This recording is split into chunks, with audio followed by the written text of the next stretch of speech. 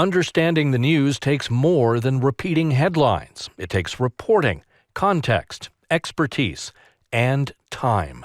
Lots of it. That's the work World does every weekday morning. If you value that kind of journalism, this month is an opportunity to help sustain it. WNG.org/donate.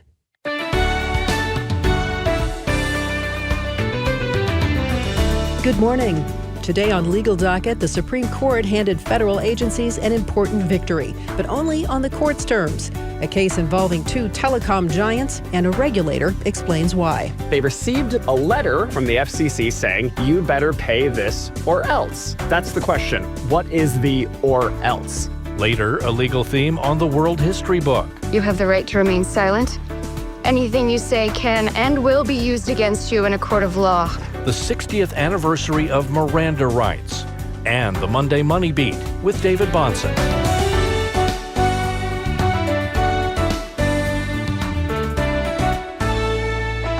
It's Monday, June 8th. This is The World and Everything in It from listener-supported World Radio. I'm Mary Reichert. And I'm Nick Eicher. Good morning.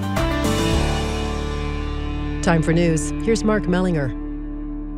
Iran launched missiles at Israel Sunday, the first time it's done that since a ceasefire took effect in early April. Israel says its military intercepted the missiles. Tehran had warned of retaliation after Israel struck Beirut's southern suburbs earlier in the day. Israel says that strike was retaliation for the Iran-backed terror group Hezbollah firing into northern Israel. Israeli Defense Forces spokesman Effie Defreen translated through an interpreter.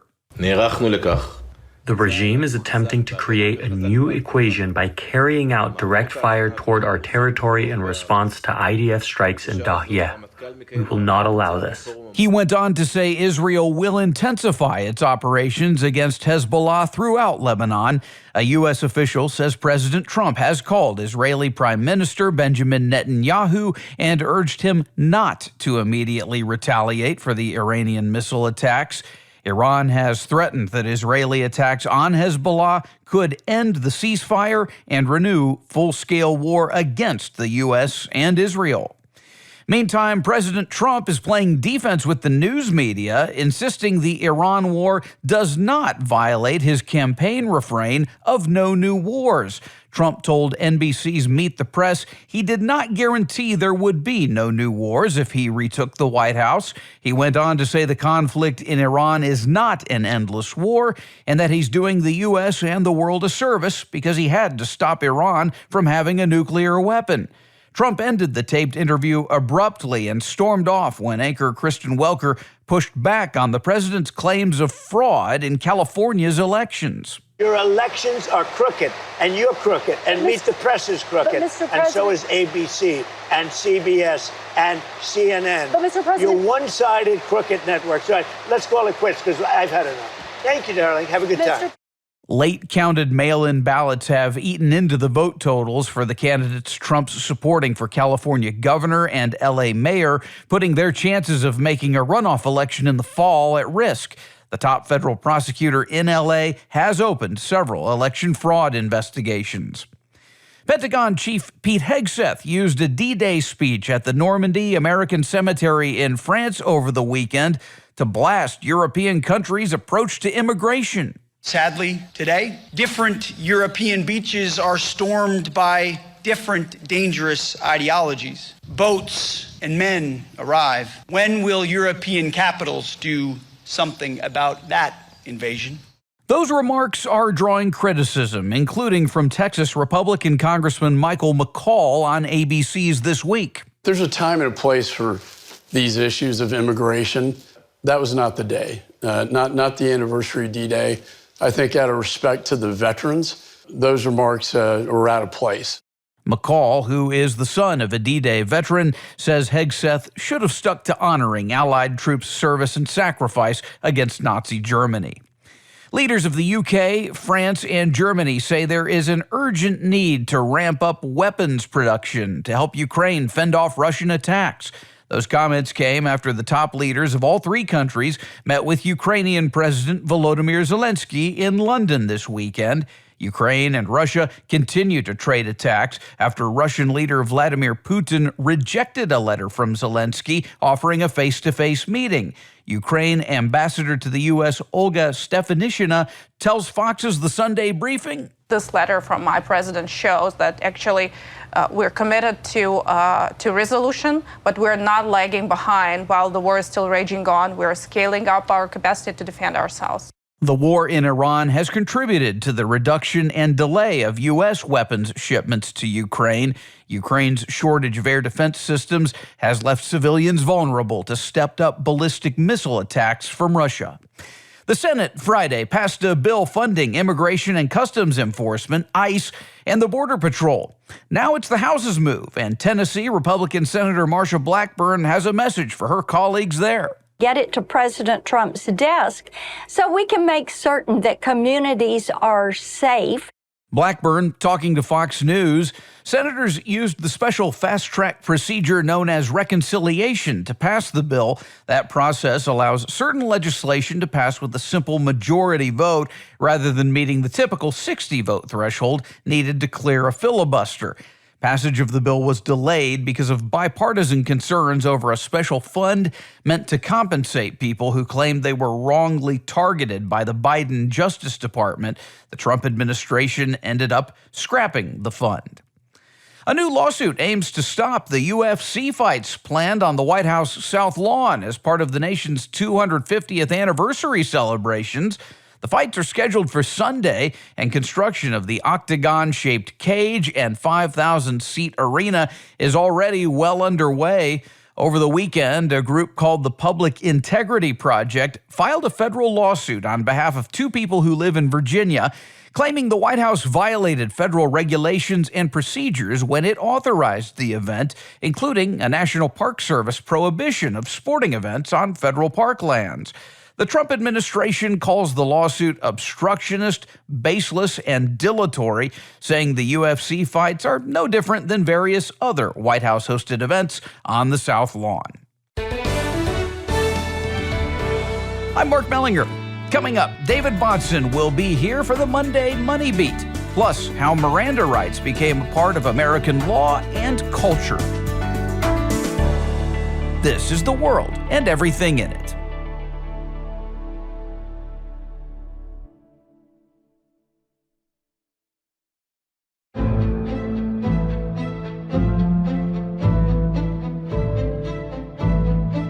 It's The World and Everything in It for this 8th day of June 2026. Thank you for joining us today. Good morning. I'm Nick Eicher. And I'm Mary Reichard. Time now for Legal Docket. Well, the court has spent the last several years clipping the wings of federal agencies. So last week's decisions may have surprised some court watchers. In two rulings, the justices sided with regulators at the FCC and the Securities and Exchange Commission. But these were not reversals of the court's recent direction. Instead, the decisions help define where the constitutional limits on agency power actually are. One of those cases involved more than $100 million in FCC fines against two telecom giants. It was the consolidated case of Federal Communications Commission versus AT&T and Verizon. The FCC had proposed the fines against the companies for allegedly mismanaging customer location data. The agency did that without a jury trial, instead relying on its own internal administrative process to impose penalties. I spoke to Richard Jolly, professor at Southwestern Law School in Los Angeles. He has expertise in administrative law in connection to the Seventh Amendment right to a jury. He gives some more background to this case. An administrative tribunal decided that both Verizon and AT&T had violated the law and imposed fines of $47 million and $57 million, respectively. AT&T and Verizon were none too happy about this, but they received in the mail a letter, essentially, from the FCC saying, you better pay this or else. That's the question. What is the or else? On that form, it said, you need to pay this under penalty of law, but kind of in little letters it said, or you can choose to go to a court and have a jury trial on these matters. However, until recently, no one thought you could actually bring this type of thing in a district court before a jury. Those little letters turned out to be why the Supreme Court ruled that the FCC's lack of a jury trial passed constitutional muster. If Verizon and if AT&T had chosen to do so, they could have gone to court, they could have gotten a jury trial, and the jury would have been responsible for not just determining whether there was liability, but how much liability, that is the actual damages. The decision that the FCC made, completely irrelevant. Again, the court has lately been reining in the so-called administrative state. In 2024, the justices threw out the Chevron doctrine, ending a rule that had been in place 40 years, requiring judges to defer to an agency's interpretation of an ambiguous law. Without Chevron now, agencies no longer get the benefit of the doubt when a law is vague. The courts decide. Then, in another case known as SEC versus Jarkissi, the court ruled that when an agency seeks civil penalties for fraud, the Seventh Amendment entitles the defendant to a jury trial. So that raises an obvious question. If the court required a jury trial in Jarkissi, why did the FCC prevail here? I put that question to Professor Jolly. So the difference between FCC and Jarkissi is what effect the administrative tribunal determination actually has. Under Jarkissi, the SEC's decision was itself enforceable automatically. Jarkissi had no right to go before an Article III court to enforce it. FCC is different. Under FCC, the court is saying you could have gone to a tribunal, an Article III tribunal before a jury whenever you wanted. You chose not to. And that's why you had to pay. Justice Thomas issued a lone dissent. He thought the FCC created a false impression that its internal tribunals could levy massive fines without a jury, something corporations perceive as coercive enough to make them pay. Still, Jolly doesn't see the court's recent takedown of the administrative state as wholesale. I think what we are seeing is a Supreme Court that has finally rediscovered the Seventh Amendment. They are finally taking seriously again that the jury trial protections apply when the government wants to enforce a penalty against you, a monetary penalty, whether you're an individual or a huge corporation. They've got to give you a jury trial right, not just to find fault, but to find the actual damages. And practically speaking, Jolly says this case is an oddball. Most regulated entities will have no interest in fighting the FCC. Verizon and AT&T did because the damages were $50 million. The average fine imposed by the FCC, it's $1,000, $5,000, $10,000, $250,000 would be a big one. Right? We're talking about $50 million. Of course, AT&T and Verizon are going to fight that before a jury trial. The average regulated entity will just pay the fine and move on. This isn't about collapsing regulated entities, and it's certainly not going to render the FCC impotent in this area. Back during oral argument in April, Chief Justice John Roberts intimated what he thought the telecoms were really worried about. Counsel, I wonder if, though, at the end of the day, you're really just talking about a PR problem, right? So for now, the fines stand, but the telecoms return to the lower courts to hash out things such as whether the FCC's findings were arbitrary and capricious or otherwise unsupported. And if these companies face FCC fines in the future, they can just refuse to pay. Here, they paid the fines and then sued. No need for that going forward. Another big win for a federal agency, CPECH versus the Securities and Exchange Commission. The question here is whether the SEC can force a stock manipulator to give up ill-gotten gains without proving exactly how much money each victim lost. The background here, the SEC ordered a man named Ankarak CPECH to pay more than $3 million in illicit profits from his scheme to manipulate stock. But he argued the agency lacked authority to seize that money because it failed to prove specific dollar losses to individual victims. And without that direct link, he argued, the government wasn't restoring any victims. It was just enriching itself by punishing him. You can hear the incredulity to that argument from Justice Ketanji Brown Jackson during oral argument in April. Why is it a punishment if we're not taking anything more from the defendant than he unlawfully gained? In other words, I could see a fine or a punishment if the defendant is actually paying out of his pocket some money that was rightfully his. That's a punishment. But if we're just disgorging his ill-gotten gains, I guess I'm not sure I understand why that's a punishment. It's depriving him of money he didn't have, that was never his. Justice Sonia Sotomayor put it another way, focusing on fraud. The whole idea behind lost profits is you took my money and you made money from it. You're not entitled to that because you invaded my right to have that money. And maybe I wasn't as smart as you or as corrupt as you, and I didn't make that money, but you took it from me. A ruling for CPECH would have really curtailed federal enforcement, but all 9 justices weighed the limits on federal enforcement authority and came out firmly on the side of the agency. However, Justice Thomas wrote a concurrence that highlighted a big-time Seventh Amendment right to a jury trial loophole. Here's law professor Jolly again. Justice Thomas here suggesting that disgorgement has no common law analog and that Congress seems to have been treating it differently anyways from other forms of equitable relief, that disgorgement would entitle you to a jury trial. This is interesting because put these 2 cases together that were decided on the same day, it suggests that some of the most powerful tools that the SEC or the FCC or other administrative agencies have might start being subjected to jury determinations. Meaning, Justice Thomas's concurrence could well tip off lawyers to test whether the SEC's enforcement tools will be put to a jury. And one final unanimous decision from Thursday involved a very different corner of the law. The ruling protects cheaper generic drugs from expensive patent litigation. The conflict in Hikma Pharmaceuticals v. Amarin Pharma centers on Hikma's generic version of a heart disease medication. Amarin holds the patent for certain uses of the drug.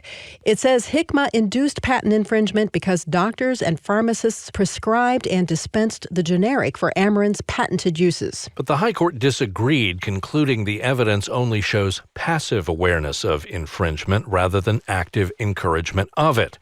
The generic drug maker ought not to be held liable for how third parties use its product without proof of affirmative steps to promote infringement.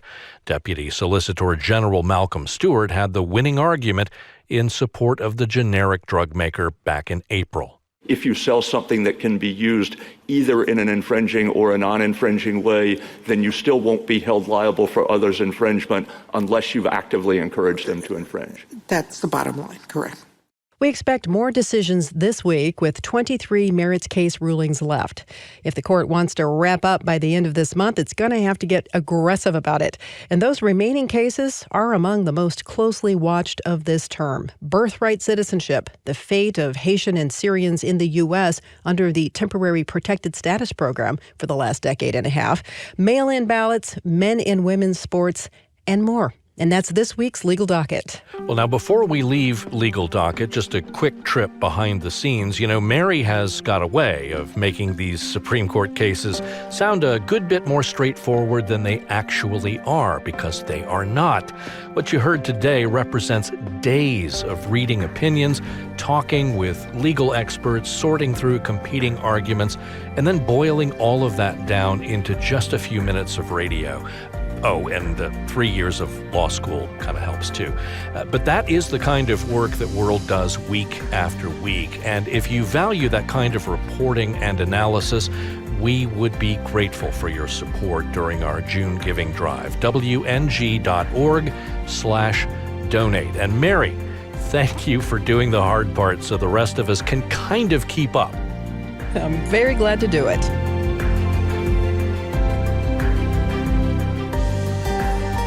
Additional support comes from Asbury University, committed to the formation of students through discipleship, calling, and career preparation. Asbury.edu. From Nuggets of Wisdom, digital homeschool curriculum, unit studies, and educational resources for growing minds. Nuggets-of-wisdom.com.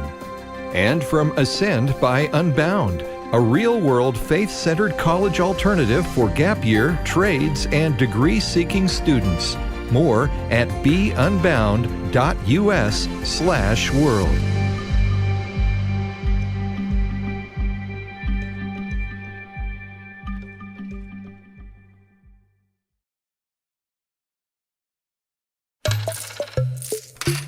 Coming up next on The World and Everything in It, the Monday Moneybeat. It's time now to talk business, markets, and the economy with financial analyst and advisor David Bahnsen. David heads up the wealth management firm, the Bahnsen Group, and he is here now. Good morning, David. Well, good morning, Nick. Good to be with you. Well, David, the jobs report came in. Employers in the month of May adding 172,000 jobs, a lot more than expected. Unemployment holding at that 4.3% number. But then also the previous 2 months, and we had talked about this last month in April, that the jobs numbers seemed a bit high and might need to be revised down. They were revised up in this latest report. So now March, April, and now May, 3 pretty decent months. What do you say is the story of the report, David? Well, that is the story, that it was 3 pretty decent months. And I think that we want to be very careful. They weren't great, but they were better than expected. And that is a good thing. And the direction is all positive. You know, the negatives are that wages are not growing and that the labor participation rate is at 61.8%. It remains very, very low. But of course, that's a longer term story that we've talked about a lot here at Moneybeat.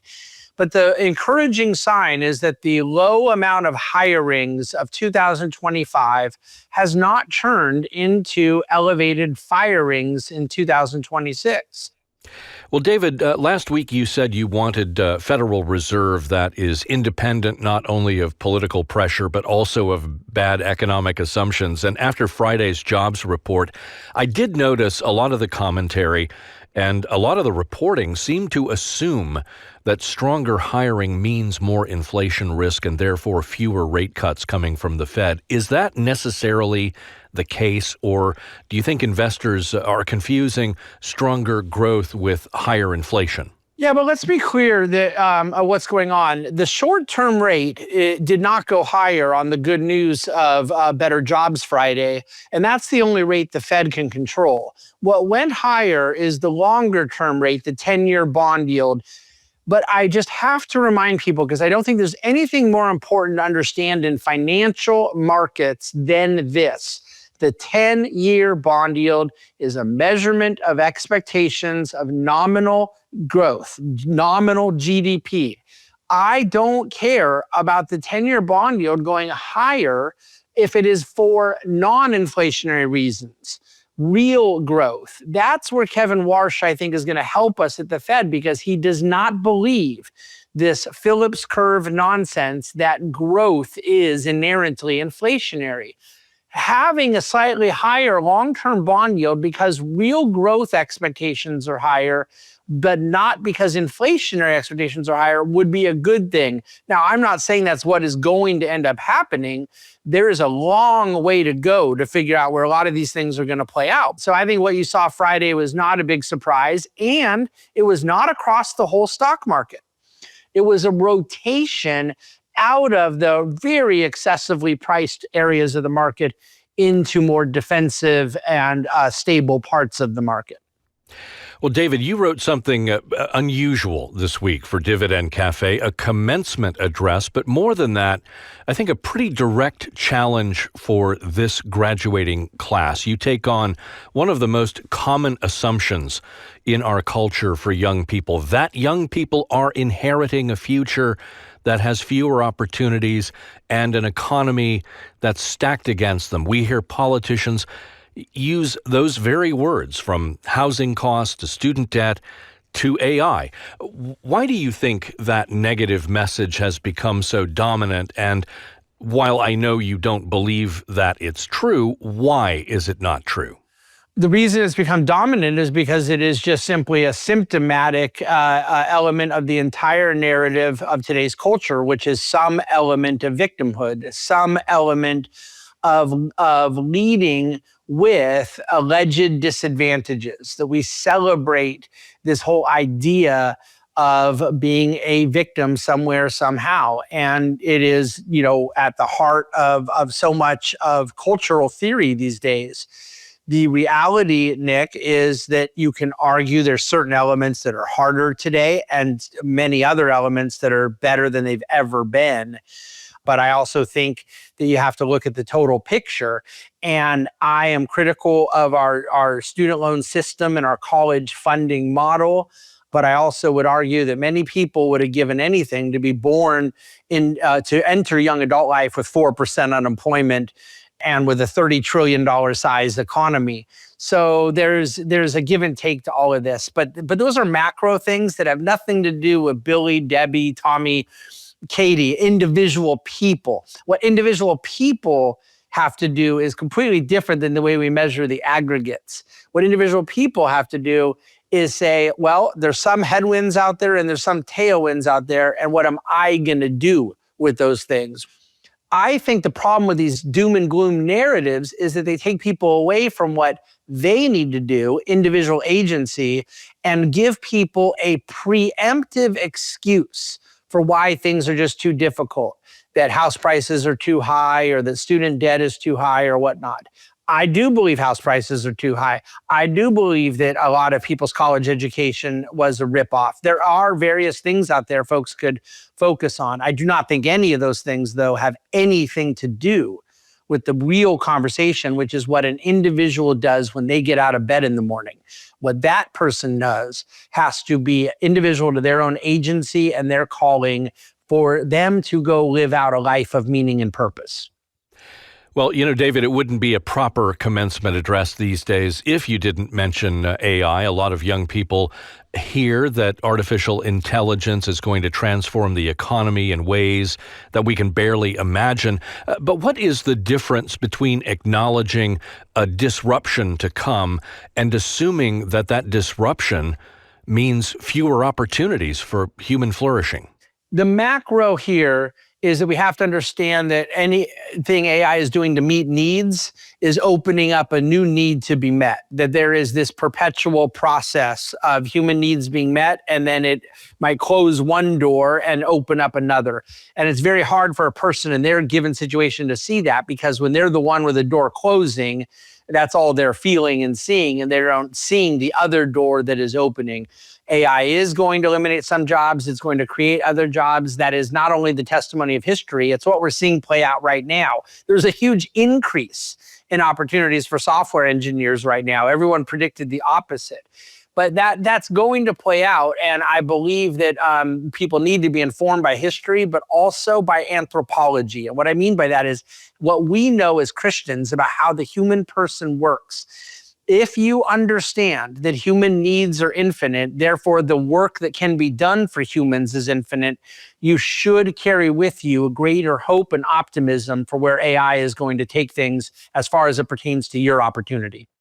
You closed your remarks by saying that throughout your life you have encountered two kinds of people, builders and destroyers. Now, to be fair, there are things in this world that deserve to be criticized, if not ripped down.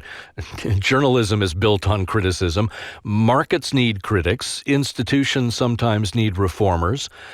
So what is the difference between healthy criticism and the kind of tearing down mentality that you're warning against here? What habits or attitudes tend to separate the people who build from those who spend most of their time dismantling? Well, I do stand very much behind it. I wish that there was sort of this third camp of people that were just sort of spectators, but that's not been my experience. I think that ultimately, with varying degrees of effectiveness, most people are either builders or destroyers, and I feel very strongly that God called us to be builders.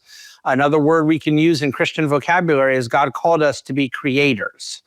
And what are the habits that separate the two? The number one thing that when I see someone who's a destroyer is that they are driven by negativity. They're driven by covetousness, by bitterness, by the various things that are associated with poor character. Builders are driven by the elements of good character, wanting to do things that meet the needs of humanity, wanting to create new goods and services, institutions, organizations. I think when you talk about healthy criticism, one can be critical of a institution. And we all know that there are many institutions worthy of being criticized. But to leave it there or to leave it with, therefore, let's destroy all institutions is one of the most unhealthy marks of this age. Builders want to create new institutions, or builders want to go reform institutions that are needing reform. Builders, in other words, have a creative and a productive mandate and driver, where destroyers are basically, I think, primarily driven by bitterness and envy. And people have to sort through those things in their own lives. But what I would say to the builders and those who want to be builders is it's very difficult to be a builder if you allow an awful lot of destroyers in your vicinity. And builders beget builders, and we all need to build together. It's part of what a healthy Christian community needs to look like. Well, David, I always enjoy reading and listening to commencement addresses. There are good ones, there are bad ones, and David, I thought yours this year was exceptional. It is available online at YouTube and at dividendcafe.com. We will place links in today's transcript to make it easier for you to find it. David Bahnsen, founder, managing partner, and chief investment officer of the Bahnsen Group. David writes at dividendcafe.com and at World Opinions. And thanks so much. We'll see you next week. Thank you very much, Nick. Really appreciate it.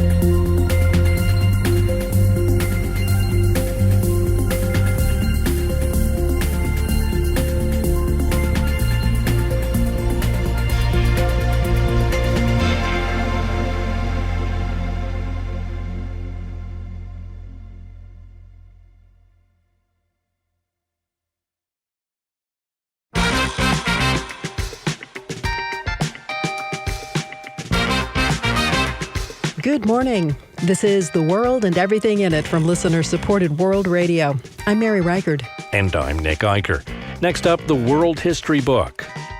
This month marks the 60th anniversary of the Supreme Court case that gave Americans their so-called Miranda rights. That list of rights so frequently heard but rarely taken advantage of. World's Mary Muncy reports. You don't have to be a police officer to have the Miranda rights memorized. You have the right to remain silent. Not anything you do say can and will be used against you. What do you mean, You have the right to an attorney. If you cannot afford an attorney, one will be provided for you at no cost. When officers make an arrest, they have to make sure a suspect understands these rights before they can start questioning them. It comes from a long-standing tradition of voluntary confessions. We can go all the way back to Roman law. George Thomas is a law professor at Rutgers University. Even then, it was not permitted to use an involuntary confession in a criminal case. They believed that any confession obtained through coercion, physical or psychological, may not be the truth. But coercion is hard to define. I mean, there are obvious cases. There's a Mississippi case from the 1930s where they actually tortured confessions out of these black suspects. That's easy. But as you get away from torture, and police, of course, learn to do very sort of tricky kinds of interrogations, it became very difficult to decide what really is involuntary. So, between the late 1940s and 1966, the Supreme Court heard about one case a year questioning whether a tactic should be considered coercive. Things like physical abuse, nonstop interrogations lasting over 36 hours, and threatening a suspect's family or friends. Then, in 1966, the court heard Miranda versus Arizona. This case concerned itself with the conviction of a defendant of 2 crimes of rape and kidnapping. In 1963, Arizona police arrested Ernesto Miranda and interrogated him for 2 hours. He signed a written confession that prosecutors used to convict him. But Miranda said his confession was involuntary because he wasn't informed of his Fifth Amendment right not to incriminate himself or his Sixth Amendment right to an attorney. So Miranda's case became one of 4 consolidated cases that attorney John Flynn brought to the court. The person in Ernest Miranda's position needs the benefit of counsel. And unless he is afforded that right to counsel, he simply has, in essence, no Fifth or Sixth Amendment right, and there is no due process of law being afforded to a man in Ernest Miranda's position. Eve Primus is a professor at the University of Michigan Law School. She says that around this time, the court was heading into what's known as the incorporation era. When the United States Supreme Court starts to say things like, oh, you know, the First Amendment right to free speech, that applies to the states too. So the court was already considering how to apply the amendments broadly. And for this case, the court also reviewed police manuals with interrogation tactics. There were analogies to, like, you are a hunter, right, pursuing your prey. And the entire goal of the interrogation was to get a confession. The Supreme Court was really bothered by this approach to interrogation because the entire point of it is to subject the will of the suspect to the examiner, to break them down until they say what the examiner wants to hear. Not necessarily telling the truth. So the court decided they needed to give at least some control back to the suspect. And that's where the Miranda warnings came in. You have the right to remain silent. You have the right to an attorney. Anything you do say may be used against you in a court of law. With a 5-4 decision, they baked those words into our legal system and made them a cultural touch point. Just come away with us. Don't make me have to cuff you and read you your rights in front of your kids. You have the right to remain silent. The effects off the screen have been controversial. Having the Supreme Court come in and say, this is inherently problematic and you have to do something to fix it is symbolically really important. Primus thinks police powers have largely grown since the 1966 ruling. But she says there's still power in the police reminding themselves that offenders have rights and in a suspect having that information, even if most people don't use it. Upwards of 80 or 90% of people waive their Miranda rights and agree to speak with the police. There are differing views on why. Professor Thomas thinks most suspects assume it makes them look guilty when they don't speak to the police and that they can fool them. On the other hand, Primus says it's because there's still a power gap. If you are ever in an interrogation environment and you want the interrogation to stop, the law on that is really clear that you have to quite clearly and unambiguously say, I want a lawyer. If you say, maybe I should talk to a lawyer, would it be a good idea for me to speak to a lawyer?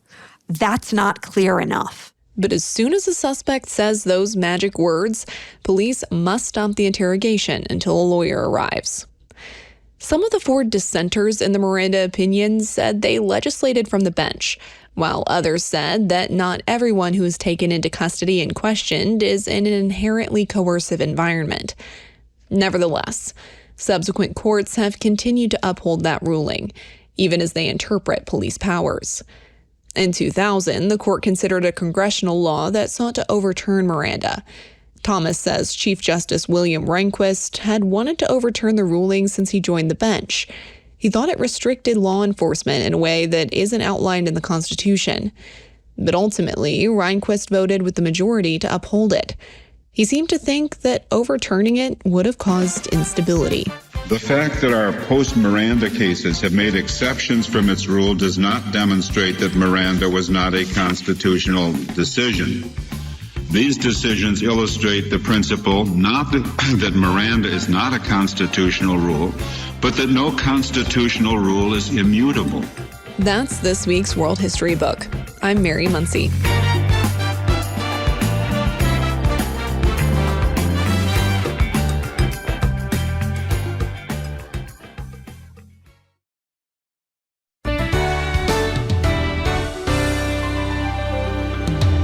World's June Giving Drive continues, wng.org/donate. Tomorrow, Qatar has a massive financial footprint in the U.S. We'll talk about it with an expert. And inside a cross-country traveling exhibition to commemorate America's semi-quincentennial.